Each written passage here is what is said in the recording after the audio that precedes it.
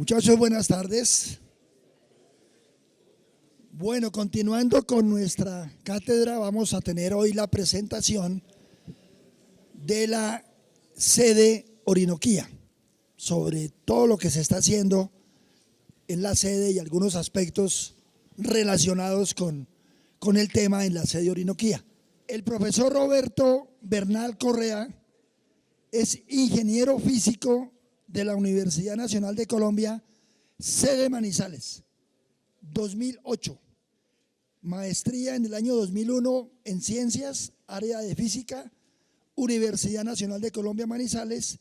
Título de doctor en 2016 en Ingeniería, área de Ciencia y Tecnología de Materiales, Universidad Nacional sede Medellín, con un trabajo de tesis titulado Estudio de capas galio arsénico indio nitrógeno obtenidas por magnetron sputtering con posible aplicación en celdas solares. En el año 2016 se vinculó como profesor asociado a la Universidad del Sinú y a la fecha pertenece a la Universidad Nacional de Colombia, sede Orinoquía, como profesor asistente. Durante su carrera académica ha realizado trabajos de investigación relacionados con alejamiento mecánico de materiales intermetálicos, hierro, aluminio, estudio de propiedades físicas de semiconductores en forma de película delgada para posible aplicación en dispositivos solares o industria spintrónica y diseño teórico de celdas solares de segunda y tercera generación. Actualmente se encuentra desarrollando trabajos de carácter teórico relacionados con celdas solares de segunda generación SZTS, SIGS y 3BS SI y la revisión del estado del arte para el uso de energía solar fotovoltaica en la ZNI, Zonas No Interconectadas de Colombia. Tiene más de 20 publicaciones en revistas científicas y memorias de congresos nacionales e internacionales y más de 30 participaciones en conferencias nacionales e internacionales. Profesor Bernal, bienvenido y muchas gracias por haber aceptado la invitación. Ok, buenas tardes. Gracias, profesor Marcelo Riveros, por la invitación. Es un gusto para mí estar acompañándolos en el marco de la cátedra Julio Garavito en este periodo académico ya 2018-2019. Ok, bueno, en la tarde del día de hoy les voy a hablar un poco de la energía solar fotovoltaica como una solución para las zonas no interconectadas, haciendo énfasis en la región de la Orinoquía colombiana. Adicionalmente, como una segunda parte, mencionaré algunas iniciativas que se han venido dando en torno a las energías renovables o no convencionales en algunos departamentos que incluyen esta región. Uno de ellos, pues un caso bastante sonado en los últimos 4 o 5 años, el Centro de Investigación en Energías Renovables que se encuentra en Puerto Carreño, Bichada. Ok, bueno, antes de hablar o entrar al tema de energía solar fotovoltaica como solución para las zonas no interconectadas en la Orinoquía colombiana, pues voy a ser aquí un poco breve con algo de historia, ¿no? Voy a mencionar 4 o 5 de estos datos que considero importantes para la charla que vamos a tratar el día de hoy. Bueno, en inicio, pues el origen de las primeras empresas de energía eléctrica en nuestro país se da en 1887, por allí a través de inversión de capital privado. Posterior a ello, pues se inaugura el alumbrado público de Bogotá y luego llega el servicio o el suministro de energía eléctrica a los hogares más adinerados de Bogotá. Eso en 1800. Posterior a eso, pues transcurren unos 50, 60 años y se crea el primer instituto llamado Electroaguas. Este instituto como Instituto para el Aprovechamiento de Aguas y Fomento del Sector Eléctrico. Años más tarde, ese Instituto Electroagua se convierte en Instituto Colombiano de Energía Eléctrica, ICEL, y digamos que allí hay un par de décadas donde no hay mayores cambios, solo hasta el año 1990, donde una serie de resultados desfavorables administrativa, operativa y financieramente llevan al razonamiento de energía del año 1991-1992, que fue apalancado además por el fenómeno del Niño en ese momento. Muchos recordarán, bueno, muchos no, tal vez pocos, ¿no? Todavía como que más bien pocos recordarán que para el año 91-92 surgió la hora Gaviria, o sea, con el fin de aprovechar un poco más, ¿cierto?, la luz del día, pues se corrió la hora en nuestro país. Eso fue una hora de adelanto, ¿no? Toda esta crisis lleva a que a que haya una reestructuración, ¿no?, del Ministerio de Minas y Energía, y se crean la CREG, UBME, WIME, etcétera, todas estas unidades y entes regulatorios. Bueno, entonces digamos que este paso rápido por la historia, digamos, lo quiero llevar a este punto, ¿no?, al año 1999, donde el Instituto Colombiano de Energía Eléctrica, ICEL, se transforma en IPSE, el Instituto de Planificación y Promoción de Soluciones Energéticas. ¿Por qué quiero hacer énfasis en IPSE?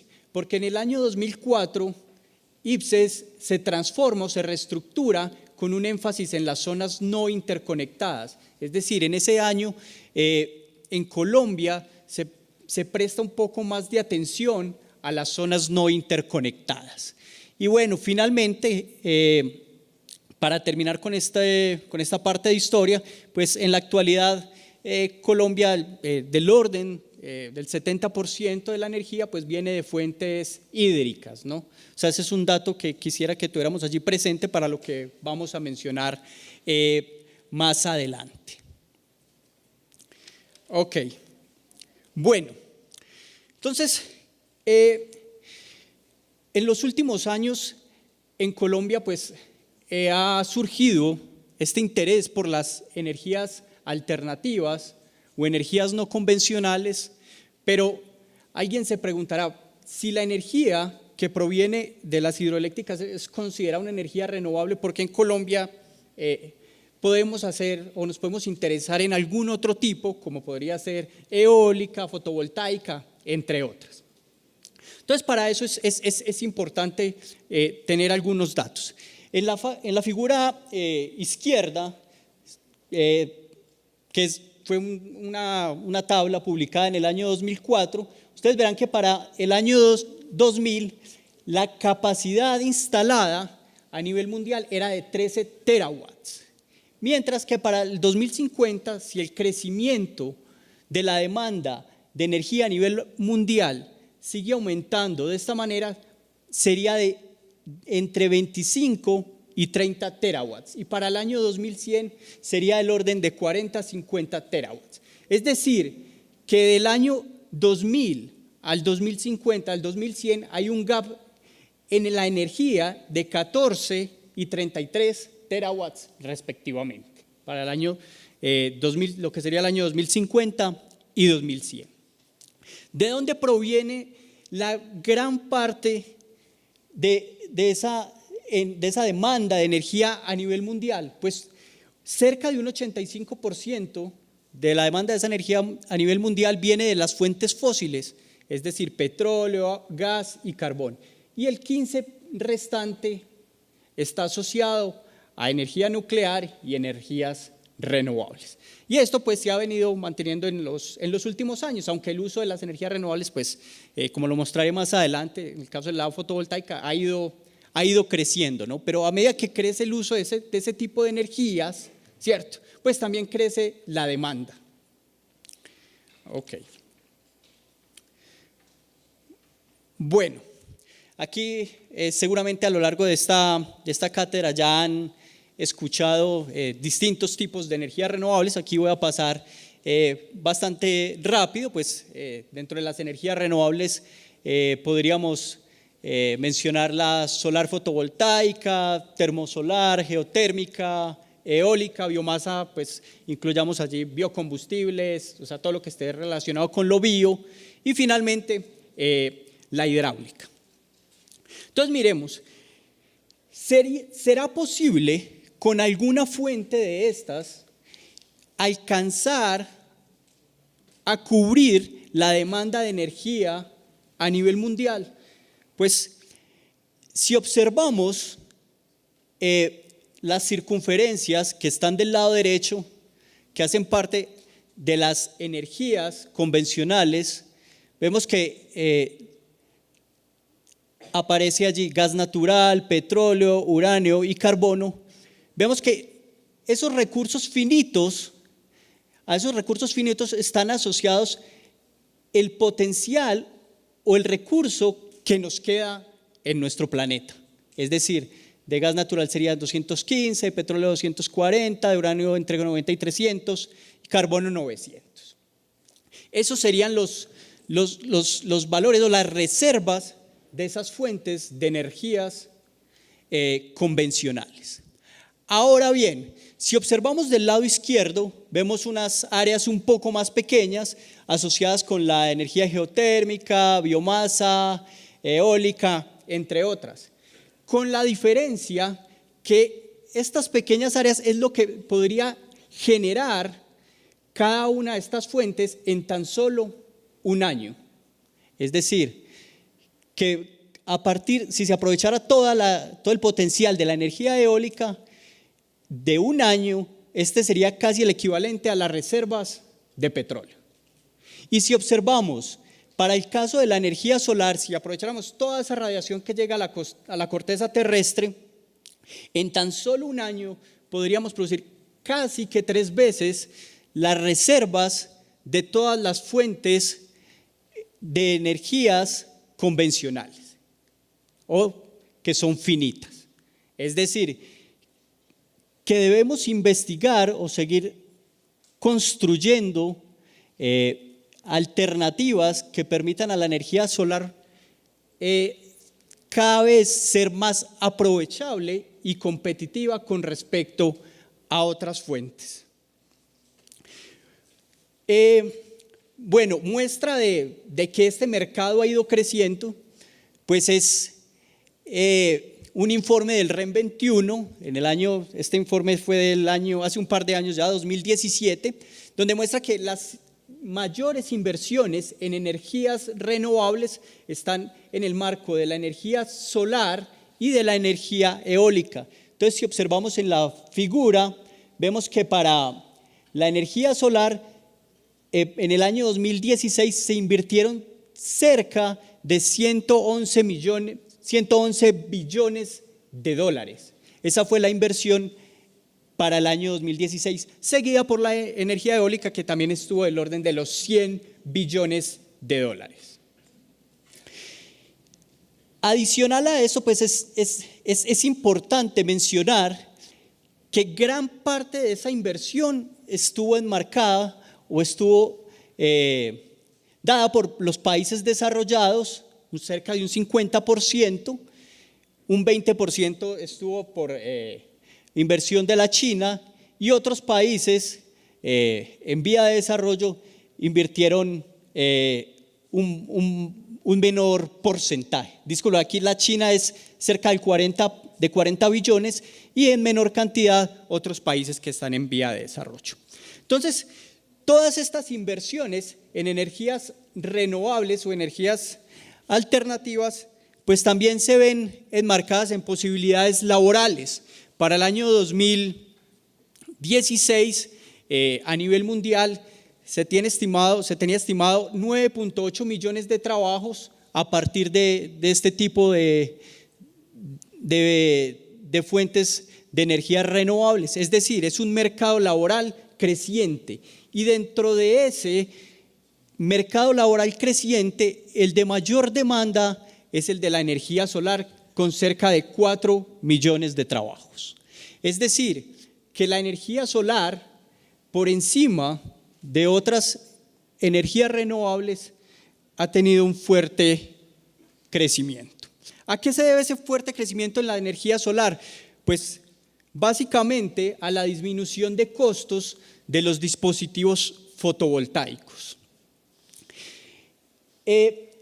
Si observamos en la figura izquierda, vemos que para el año de 1977 el precio por watt de las celdas de silicio, de las celdas fotovoltaicas de silicio, era del orden de los $76 y ha ido disminuyendo de manera drástica hasta llegar, aquí el último dato es 2015, en el año 2015 el valor por watt de celda de silicio ya es de 30 centavos de dólar, es decir, que ha disminuido más de 100 veces en su precio en unos 40 años.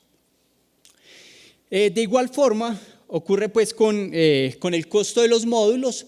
Para los años 70, el costo del módulo por watt era del orden de $100 y al 2014 pues también ya estaba por debajo del dólar. Entonces, todo este comportamiento y esta disminución de costos en los sistemas fotovoltaicos es lo que ha llevado a que se impulse el uso de la energía solar fotovoltaica como una alternativa.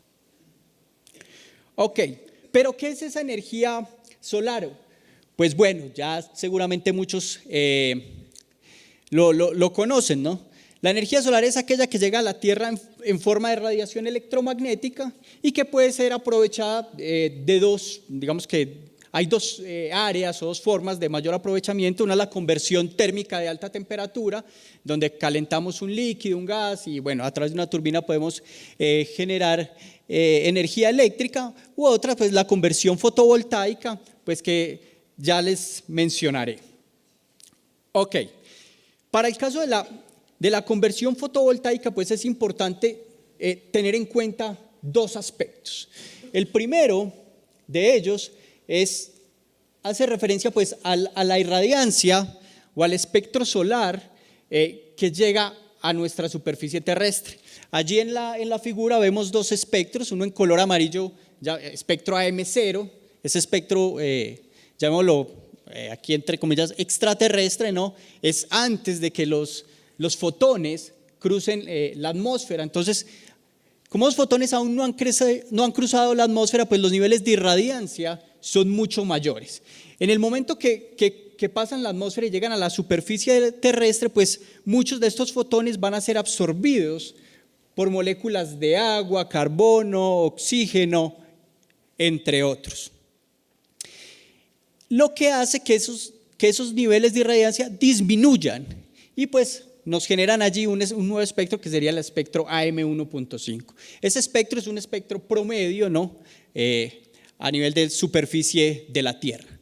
Ese es alguno, pues dependiendo de la aplicación que se quiera dar, ¿no? Pues debemos hacer uso, ¿cierto? O considerar alguno de esos espectros como el que va a llegar al dispositivo fotovoltaico.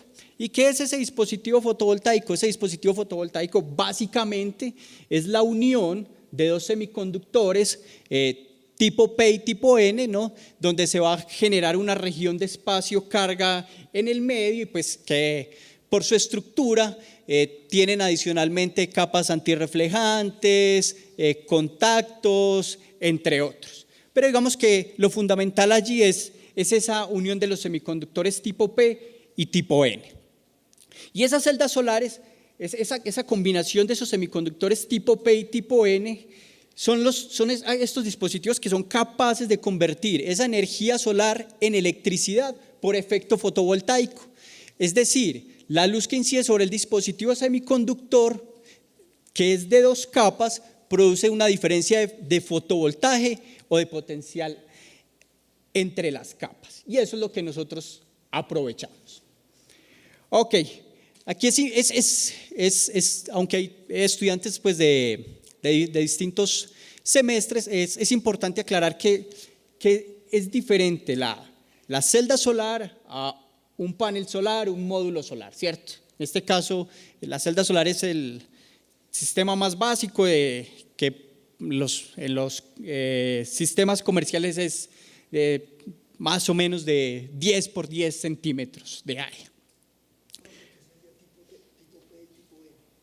Ok. Bueno, cuando hablamos de semiconductores tipo P y tipo N, pues hacemos referencia a ausencia, ¿cierto?, de electrones. Entonces, cuando faltan electrones, vamos a decir que el semiconductor es tipo P, y cuando estos semiconductores tienen exceso de electrones, pues va a ser el otro semiconductor.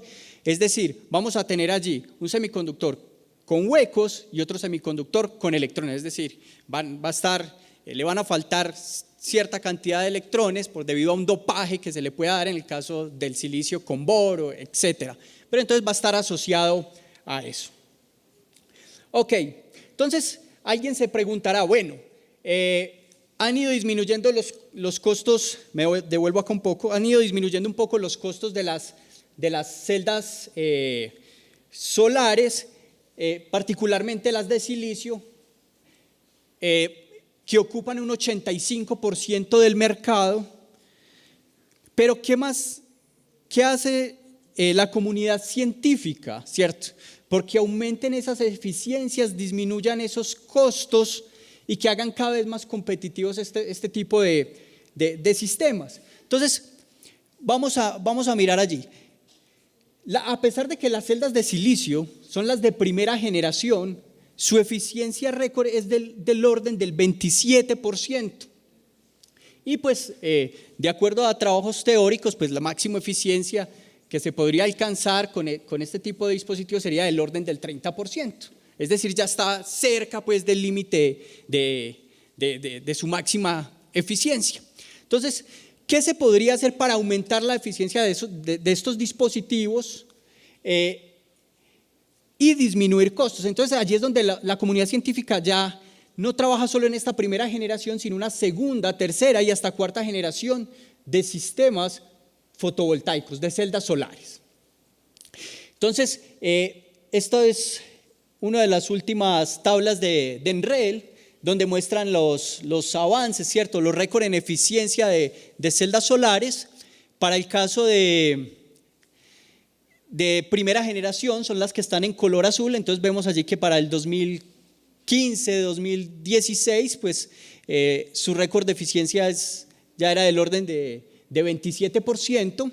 Ya repito, estas celdas de silicio ocupan un 85% del mercado actual y son las que vemos comúnmente, ¿no? O sea, las que vemos instaladas en nuestro país por lo general son celdas solares de silicio. Adicional a eso, pues han surgido una segunda generación de celdas solares de película delgada. Estas celdas solares de película delgada ocupan el otro 15% del mercado actual y casi todas pues están compuestas por cobre, indio, galio, selenio, teluro de cadmio, entre otros elementos. Las hace competitivas su bajo costo de producción, eso las hace que sean competitivas con respecto a las de silicio, pero sus valores de eficiencia pues tampoco son muy altos, alcanzan valores del 23, 25%, creo que es uno de los últimos registros.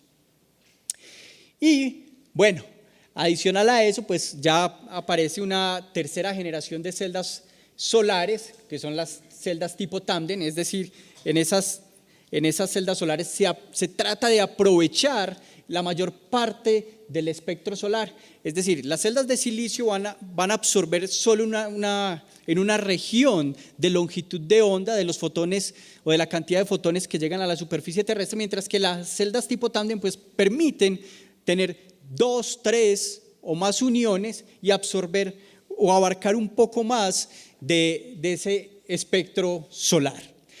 Con esas celdas solares se han alcanzado valores de eficiencia mucho más altos, del orden del 46%.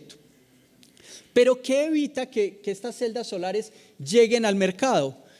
Pues sus altos costos de producción que incluyen sistemas de alto costo, alto vacío, etcétera, técnicas epitaxiales sobre todo, y además pues los elementos que las pueden constituir, que en su mayoría son indio galio arsénico, indio galio fósforo, entre otros. Entonces, al existir menos materia prima o menos material, pues eso también hace que se eleven los costos de producción. Entonces, a pesar de que son más eficientes,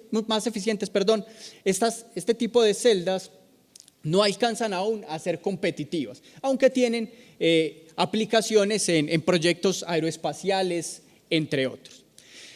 Bueno, finalmente, pues podríamos hablar de una cuarta generación de celdas solares. Allí podríamos incluir puntos cuánticos, celdas solares tipo perovskita, orgánicas, entre otras. Pero, aunque crecen los récords de eficiencia rápidamente, son económicas, tienen una limitante, y es el tiempo de vida de esas celdas solares orgánicas. El tiempo de vida de las celdas solares, por su misma naturaleza de ser orgánicas, es bastante corto comparado con las otras celdas inorgánicas, que puede estar entre los 20 y 25 años. Entonces, digamos que eso de manera general, todo lo que hay a través o todo lo que hay en investigación, ¿no? Estas 4 generaciones de celdas solares, y que están asociadas pues a los sistemas fotovoltaicos, que es a lo que voy a pasar en un instante. Ok, no sé si alguien quisiera hacer una pregunta antes de pasar aquí. Bueno, ok, bueno, entonces ahora me voy a ir a eso. ¿Por qué yo considero que la energía solar fotovoltaica es una opción para la región de la Orinoquía colombiana? Ok, bueno, aquí vemos 2 mapas, ambos los hemos obtenido desde la página de IPCE, ¿no? Y vemos las zonas, las localidades, municipios o corregimientos que hay en las zonas no interconectadas de nuestro país. En el mapa del lado izquierdo podemos observar que hay una menor densidad de estas localidades. Eso está asociado con que en estos lugares hay sistemas de telemetría, es decir, pues se tiene, digamos, cierto control o cierta información de lo que ocurre allí con los sistemas de prestación del servicio dentro de esas localidades. Y de la parte derecha vemos una gran densidad allí de puntos, pues ya aparecen todas estas localidades, municipios, entre otros, con y sin telemetría. Entonces vemos que, bueno, aquí un dato, cerca del 50% del territorio nacional es no interconectado, pero pues la población aunque es mucha en territorio, la población es muy pequeña comparado pues con todo el entorno nacional. Y bueno, vemos allí una gran densidad de puntos. Los puntos verdes quiere decir que en el momento pues que se obtuvieron los mapas, pues había prestación del servicio. Los puntos rojos, que no había servicio, y los puntos negros, que no había información. Es decir, no se sabía si en ese momento se estaba prestando o no se estaba prestando servicio en esas comunidades, en esas localidades. Para los casos en que no hay telemetría, pues ¿cómo saber si hay o no hay servicio? Pues entonces el sistema de información tiene allí un contact center, llaman al lugar y hacen una verificación de cómo están los sistemas de suministro de energía. Y entonces, pues esto lo muestro acá simplemente para ver la gran cantidad de lugares en nuestro país que están por fuera del sistema de interconexión nacional, y que en casi todos la generación de la energía eléctrica es a través de diésel. Ok, Aquí en el siguiente mapa pues vemos algunas iniciativas, se marcan algunas iniciativas de energías renovables, la mayoría energía fotovoltaica o sistemas híbridos diésel fotovoltaico. Y aquí pues, bueno, este es el mapa pues de irradiancia en Colombia, pero lo voy a pasar porque ahorita quizás me detenga un poco más. Ok, bueno, entonces, ¿por qué defiendo o por qué digo que la energía solar fotovoltaica como solución para la Orinoquía colombiana y no otra alternativa como lo podría ser la biomasa? Entonces, en la Orinoquía colombiana, pues sobre todo en los llanos orientales, pues es una región ganadera, es decir, existe un gran potencial a partir del estiércol bovino. Y pues también podría aparecer del estiércol porcino, otras fuentes agrícolas, entre otras. Pero ¿qué ocurre con estas fuentes de energía? O sea, ¿cómo podríamos aprovechar ese estiércol bovino? Pues para poder aprovecharlo, pues debe haber una recolección de ese estiércol y llevarlo pues a un lugar de acopio, a una planta generadora, entre otros. Y muchas de estas zonas no interconectadas pues tienen difícil o son de difícil acceso. En muchos casos pues la única forma de llegar es por río, bueno, entre otros, y pues la recolección de toda esa materia se hace un poco más difícil. Lo mismo ocurre con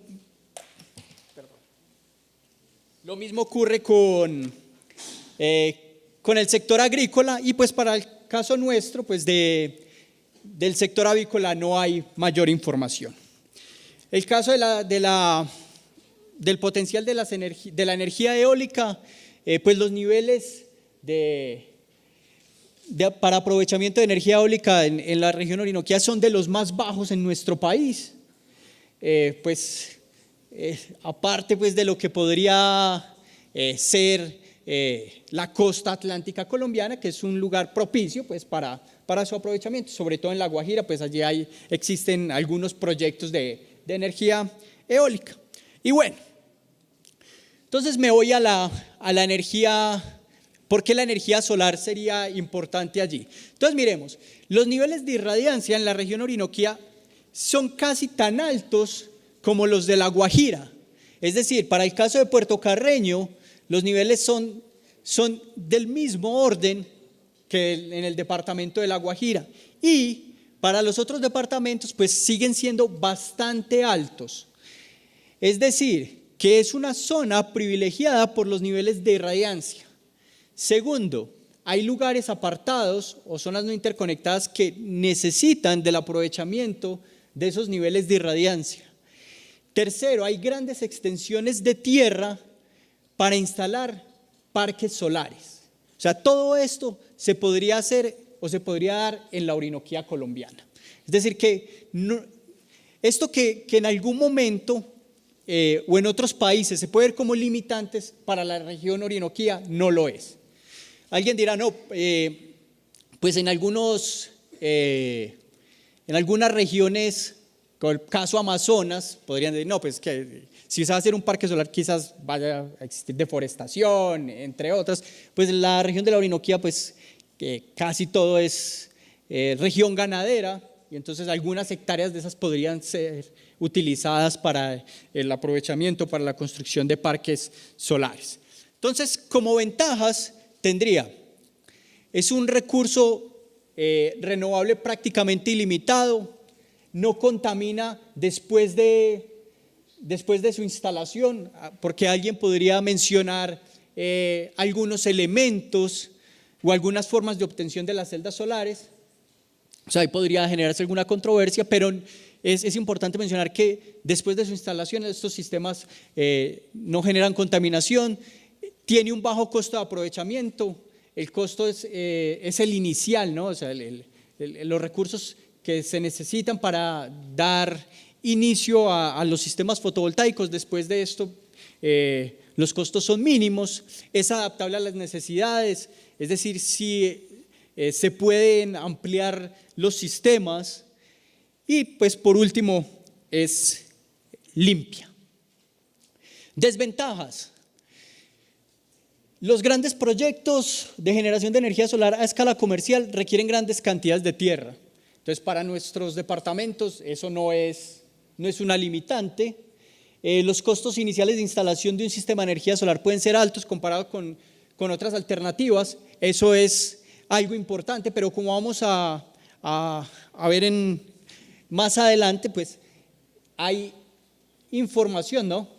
O proyectos del orden de 32.000, 35.000 millones de pesos que ya se han tratado de ejecutar en estos departamentos. Es decir, que si han surgido recursos, ¿no?, para dar iniciativa a esos proyectos, pues digamos que esto se podría dar en algún otro momento. Otra desventaja: en algunos lugares la luz no tiene intensidad o no es suficientemente constante, pues ya lo mencionaba, a lo largo del año los niveles de irradiancia en toda la Orinoquía son considerables, son bastante altos, es decir que se puede hacer uso durante todo el año de este tipo de dispositivos.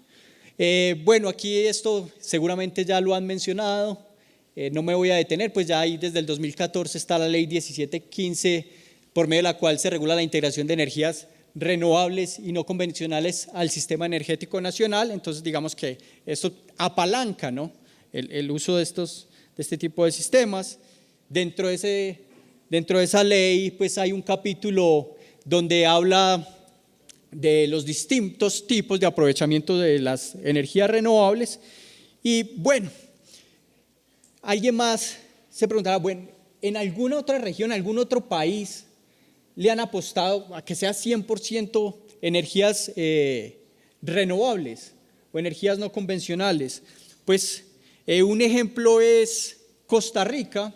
Costa Rica desde el año 2014 al 2017 ha crecido en número de días año donde solo se utilizan energías renovables. Para el año 2014 eran 99 días.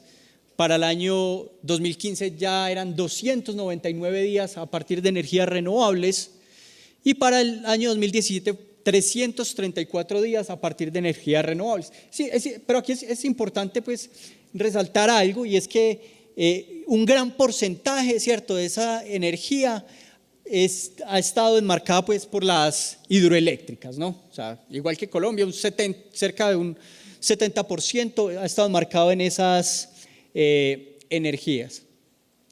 Se ha crecido en un 176% el uso de la energía eólica, pues tienen condiciones óptimas para su aprovechamiento, y pues la energía solar allí, aunque ha crecido, pues no ha sido de manera considerable. El 2012 era un 0.3% y al 2016 pasó a un 1,4%. Pero todo este conjunto pues de aprovechamiento de las energías renovables ha llevado que sea un país donde casi todo el año funciona a partir de energías renovables.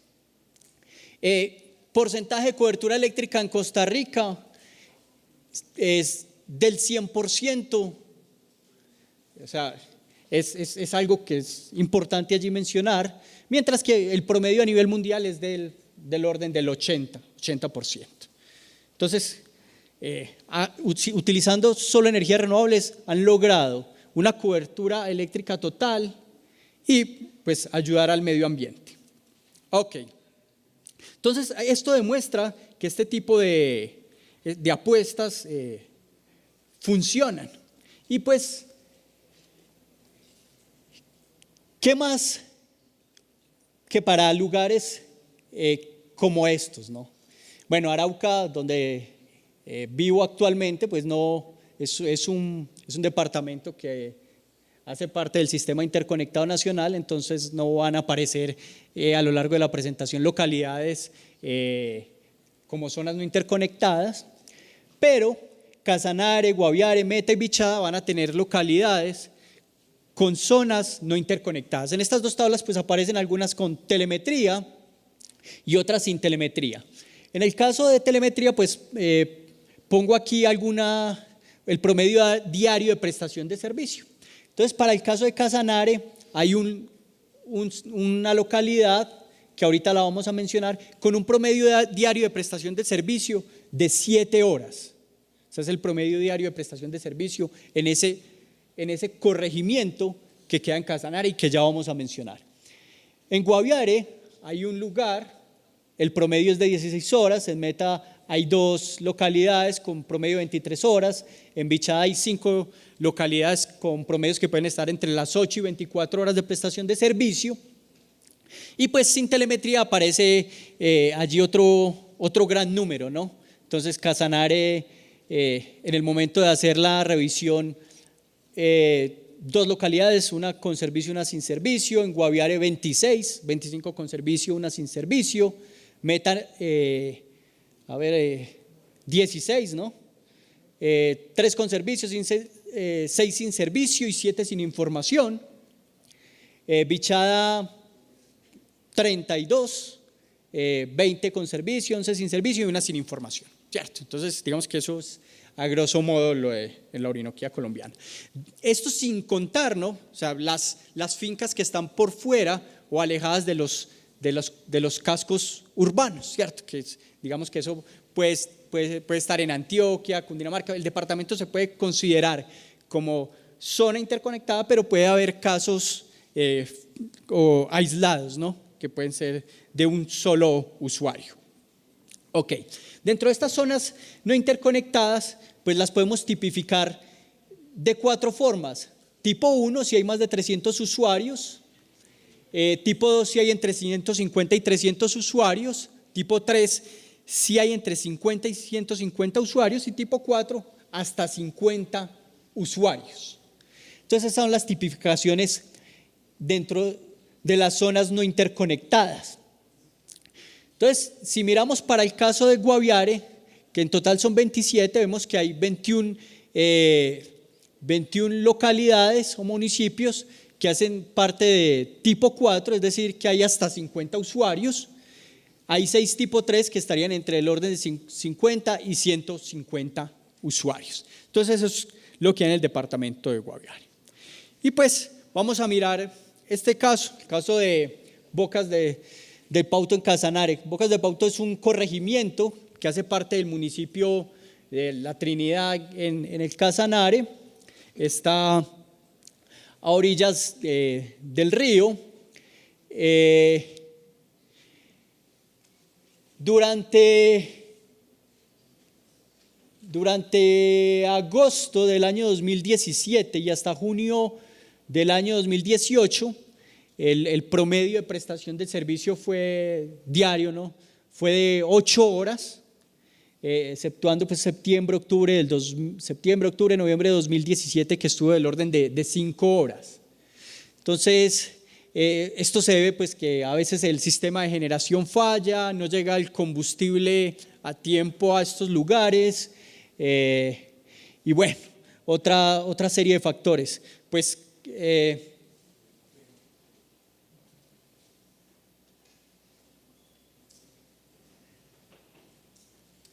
como es de esperar, pues el mes donde mayor prestación del servicio se dio fue en el mes de diciembre, seguramente para 24, 31 festividades, pues por algún motivo hay mayor combustible, entonces hacen que los sistemas de generación funcionen mayor tiempo, entre otros, pero pues el promedio es este. Entonces, en este tipo de lugares es donde se hace necesario, ¿no?, el uso o implementación de energías renovables. Otro caso es el de Miraflores Guaviare. El caso de Miraflores Guaviare, los promedios de prestación de servicios son un poco más altos, son del orden de 15, 16 horas, pero pues allí los usuarios son 486, es decir, pues podría estar en el orden de unos 2.000, 3.000 habitantes. Tiene allí, aparecen los sistemas de generación, pero desde el último año Miraflores Guaviare pues le ha apostado a las energías renovables, y esto pues son esta es una parte pues de alguna nota de prensa. Dice: el presidente de Findeter Rodolfo Sea Navarro y el alcalde de Miraflores, Guaviare, presentarán a inversionistas el proyecto de energía solar fotovoltaico que permitirá a este municipio tener energía a las 24 horas del día. Que se haga uso de este tipo de energías en un municipio como Miraflores va a disminuir los impactos ambientales como la emisión de gases de efecto invernadero, la emisión de ruido y la generación de residuos peligrosos. Adicionalmente, se van a disminuir los altos costos de operación y mantenimiento y la logística de transporte de combustible hasta el sitio, ya que esta es dispendiosa y bastante costosa. Entonces, construir un sistema fotovoltaico en un municipio de este tipo, pues no solo ayudaría en lo ambiental, sino en lo económico y lo social, haciendo que esto se convierta en un desarrollo sostenible.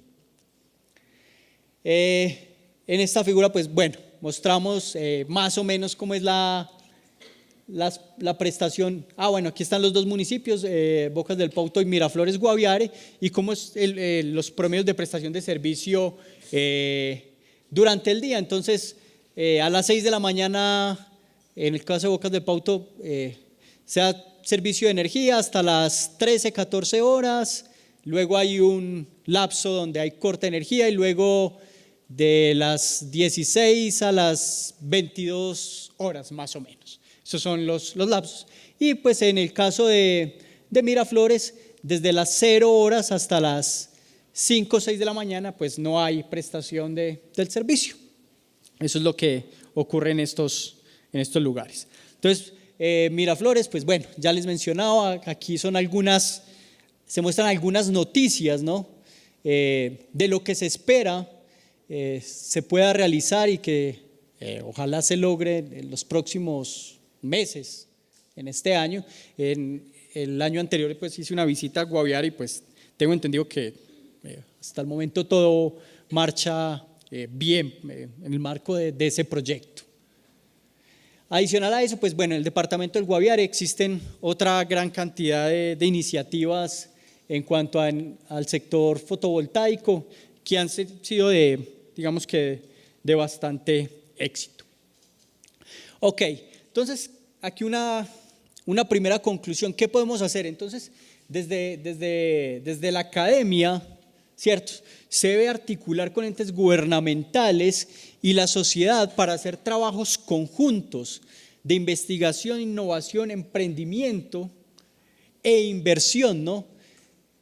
Que al final nos permitan llevar soluciones en materia energética a los territorios con un compromiso social y sustentable. O sea, es necesario articular estos tres entes para que este tipo de proyectos lleguen a feliz término. ¿Y por qué quiero mencionar esto? Porque en el año 2012, en el municipio de Puerto Carreño, en el Bichada, se firmó un contrato a través del Sistema Nacional de Regalías por 32.917 millones de pesos. Ese contrato tenía como objetivo la construcción de un parque solar y la puesta en marcha de un centro de formación e investigación en energías renovables, denominado CINER. El tiempo de ejecución que se daba para este proyecto, 18 meses, esto lo actualicé el día de ayer, dice que avance del proyecto 99.8%, y aunque la idea no era descabellada, pues considero que hizo falta participación desde la academia que pudiera asesorar, ¿no? y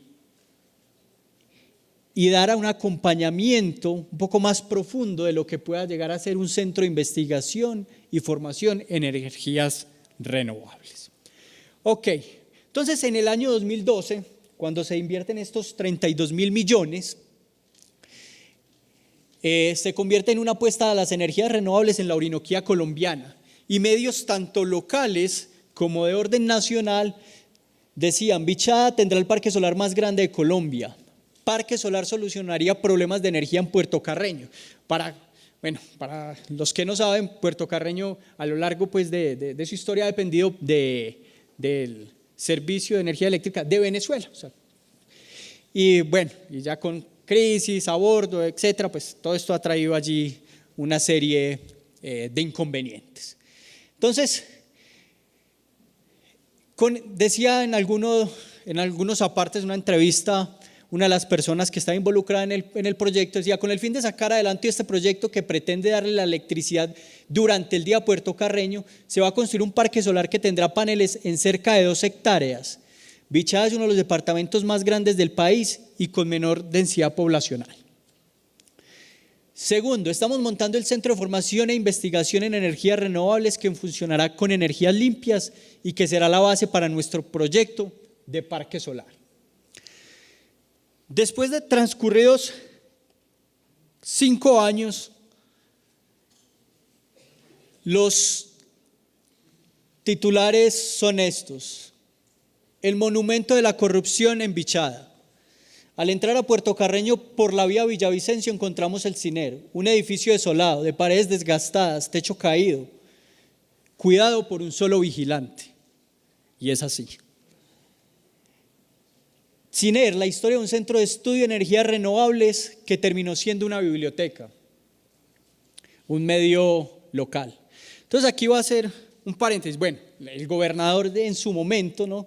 El gobernador que estaba para ese momento, en los últimos meses del año 2018, pues ya salió pues por allí una sentencia donde aparece como inhabilitado por 12 años, entre otras una serie de sanciones, pues en todo esto asociado pues al proyecto del CINER. Entonces, el año anterior tuve la oportunidad de visitar el Centro de Investigación en Energías Renovables de Puerto Carreño. Tomé esta imagen, aquí rápidamente les cuento de qué forma está distribuido, ¿no? O sea, cuenta con un bloque con habitaciones para lo que se pretendía iban a ser las residencias de investigadores visitantes y estudiantes que estuvieran participando dentro de los proyectos. Hay un bloque de una cafetería y todo el bloque que se ve del lado izquierdo son las aulas de clase y donde se encuentran algunos equipos de laboratorio.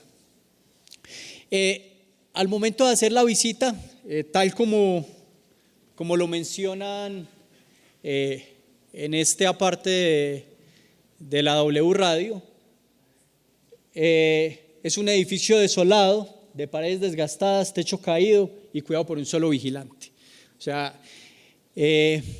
para ese momento, pues, noviembre de 2018, no había nadie que estuviera realizando investigación o trabajando en este centro de investigación. Simplemente había un celador y una persona de algún ente de la región que se encargaba pues de mostrar pues con lo que cuenta el laboratorio o el centro de investigación. Y de hecho pues allí se hicieron algunos acercamientos para que quizás la Universidad Nacional, desde la Facultad de Ingeniería en la sede de Bogotá o desde la sede de Orinoquía, pues pudiera apalancar proyectos o ejecutar algunas iniciativas con lo que allí existe. Bueno, rápidamente, no me voy a detener mucho en esta parte. Voy a mostrar algunos de los equipos que vi allí y que recuerdo pues como sus principales aplicaciones. Pues hay aerogeneradores, entonces pues simplemente pues podrían allí estudiarse diferentes niveles de rendimiento de acuerdo al viento, etcétera. Sistemas fotovoltaicos que permitirían hacer un seguimiento solar, entre otros. Pero para mi percepción son equipos más de carácter didáctico que de investigación. Calentador solar de agua, bueno, aquí en esta imagen no se alcanza a ver dónde están las placas para calentamiento, sistemas de ventilación mecánica para edificios de bajo consumo, bombas de calor aire-agua tipo inverter, algunos equipos para simulación, ¿no?, de celdas de combustible. Y aquí finalmente este es el conjunto de, digamos que de todos los equipos de laboratorio con los que cuenta el Centro de Investigación CINER. Uno que es allí, que no mencioné entre estos, pues allí hay unos equipos para obtención de pellets, para biomasa y otro de combustión. Y bueno, ahí están los 32.900 millones de pesos, con algunos equipos que no están siendo del todo utilizados.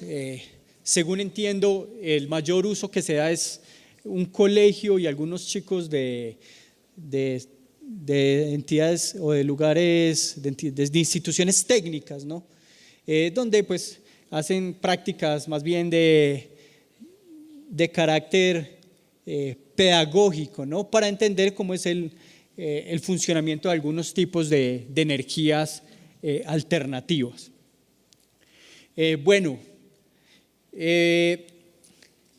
Repito, pues en ese momento se hicieron algunos acercamientos desde la sede Orinoquía con alguna persona encargada del centro de investigación. Estamos a esperas de realizar alguna otra reunión para que quizás en algún momento estudiantes de la Universidad Nacional y profesores que vean algún potencial, ¿no?, en los equipos que allí hay, desarrollar algún trabajo de investigación para la región de la Orinoquía colombiana. Una conclusión final: entonces la región de la Orinoquía colombiana cuenta con condiciones idóneas para el aprovechamiento de distintos tipos de fuentes no convencionales, aunque soy defensor pues de la energía solar fotovoltaica. El uso de este tipo de energías puede ser considerado para dar soluciones en prestación de servicio de energía eléctrica al extenso número de municipios que hacen parte de las zonas no interconectadas del país. Y finalmente se pueden destacar algunas iniciativas por parte de entes gubernamentales de distintos niveles que han permitido realizar acercamientos con este tipo de energías. Aquí algunos agradecimientos y aquí estos son algunos trabajos que hemos realizado más en la parte teórica de celdas solares allí en la sede. Y una invitación a los estudiantes de la sede de Bogotá que en algún momento deseen realizar su trabajo de grado en la sede de Orinoquía en el marco de energías alternativas, ¿no? Están cordialmente invitados. Semestralmente se abren convocatorias, seguramente desde sus facultades o desde la Facultad de Ingeniería se envía la información para participar de ellas y aportar un poco a estos territorios de nuestro país. Gracias. Gracias, profesor.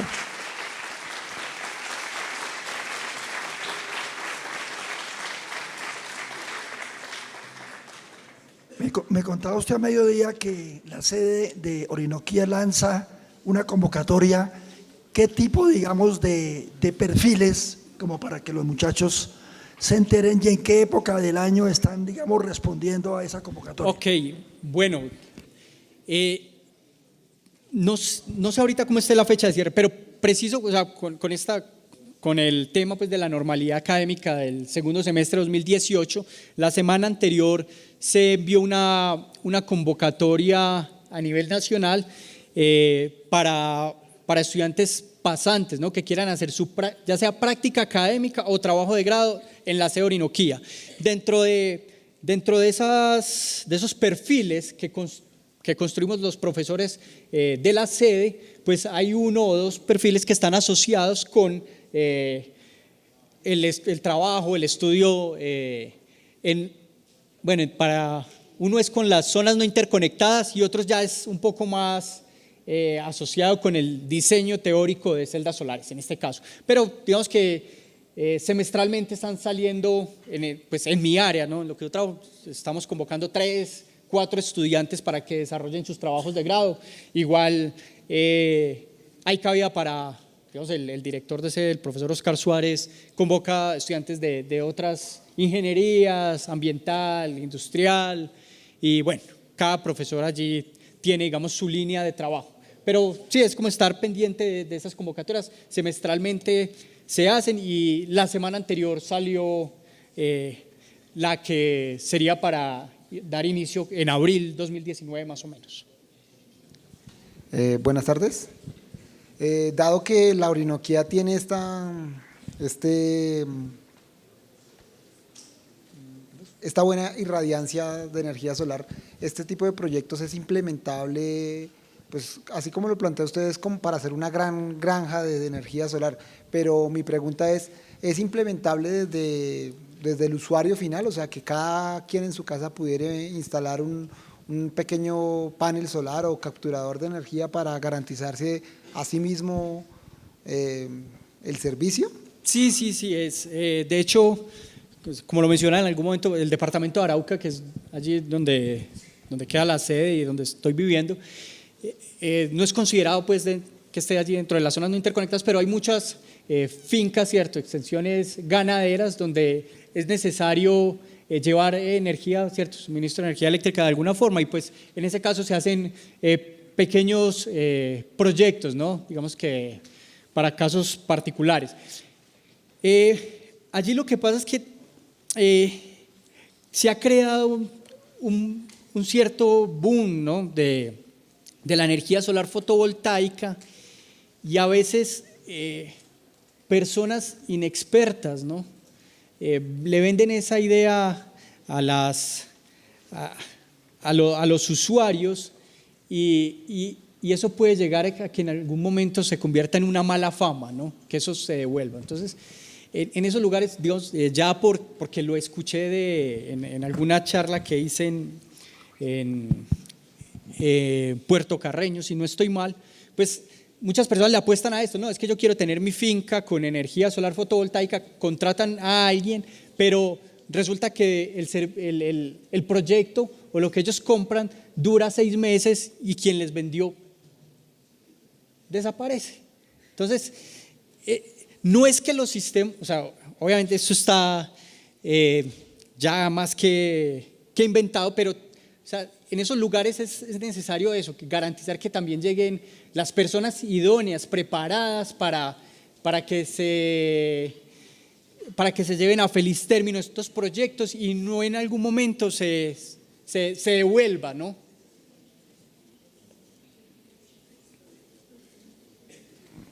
En ese caso, para una pequeña casa o para una vivienda, ¿qué rendimiento requeriría, o sea, o qué tipo de sistema requeriría la casa para ser eficiente y que no pase eso, que se vea a los 6 meses bloqueado? No, o sea, es un problema de diseño de la persona que vende el sistema. O sea, es un problema más de diseño que de tener alguna consideración en especial, ¿no? Digamos, mal dimensionado, etcétera. Eso es lo que puede pasar allí. Hay mucho culebrero energético por esos sitios. Sí, eso es. Con el maletín, aquí le traigo la solución. Así es. Una pregunta en 2, profesor. Una, en su opinión personal, independientemente de cualquier otra cosa, ¿vería con buenos ojos que la Universidad Nacional, hablemosla globalmente, como una institución, no Arauca, Bogotá, la Universidad Nacional, se hiciera cargo o se interesara en CINER Puerto Carreño? Y segunda pregunta, en eso que usted nos cuenta que ha habido algunos acercamientos, ¿de dónde ha estado más como, digamos, la dificultad de no llegar a nada? ¿Por el lado de Puerto Carreño o por el lado de la universidad? Bueno, la primera, sí claro que es importante pues, que la Universidad Nacional haga presencia en estos territorios, ¿no?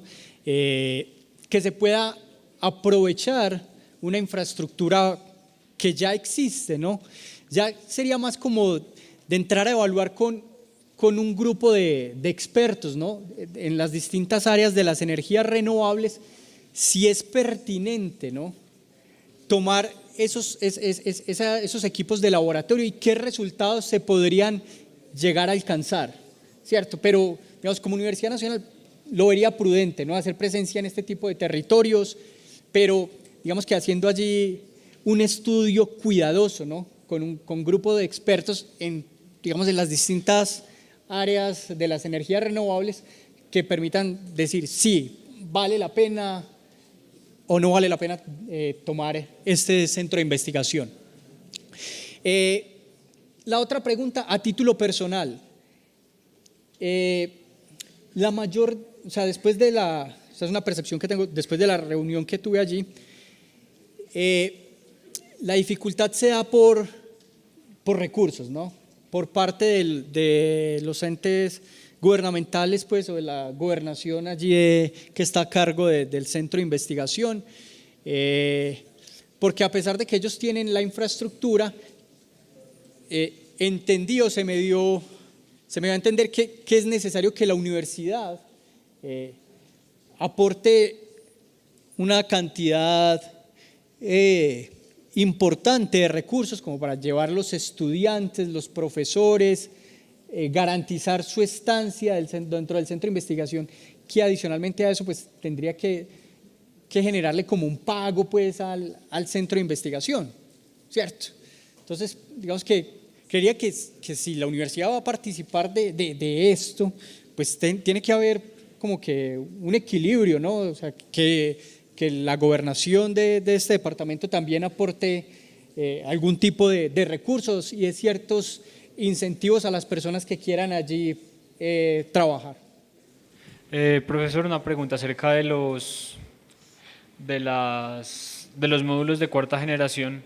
Me imagino yo que a partir de que se comenzaron a fabricar hasta el día de hoy tiene que haber también como una curva de crecimiento acerca del tiempo de duración. No hay un estimado acerca de más o menos en cuánto tiempo alcanzaría la competitividad para alcanzar un tiempo de duración parecido al de los paneles de silicio. Mira, no te podría dar como que en tantos años van a tener un tiempo de vida de 20 años, pero ha crecido, digamos que de manera rápida, ¿no? O sea, hace unos 10 años era un día, 2 días, y creo que ya está del orden de años. Entonces crece bastante rápido, pero no sería como un poco arriesgado decirte que en el 2030 o en el 2025 ya podrían estar igualando los tiempos de vida de otros dispositivos, pero te aseguro que es al tipo de celdas solares que más le apuesta a la comunidad científica hoy día.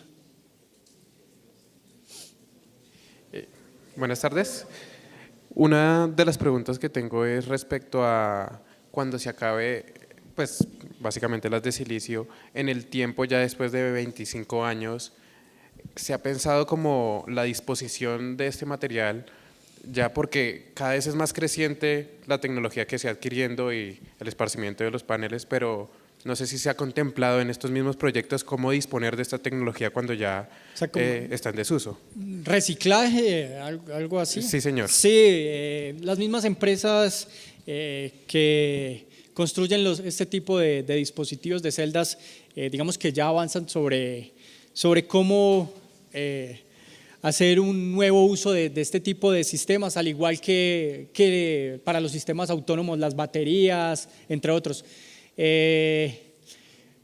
No te podría decir ahorita pues como o sea, en qué se podrían reutilizar, pero sí sé que las empresas hacen investigación y le apuestan pues obviamente a la recolección de toda esa materia después de que pase su tiempo de vida.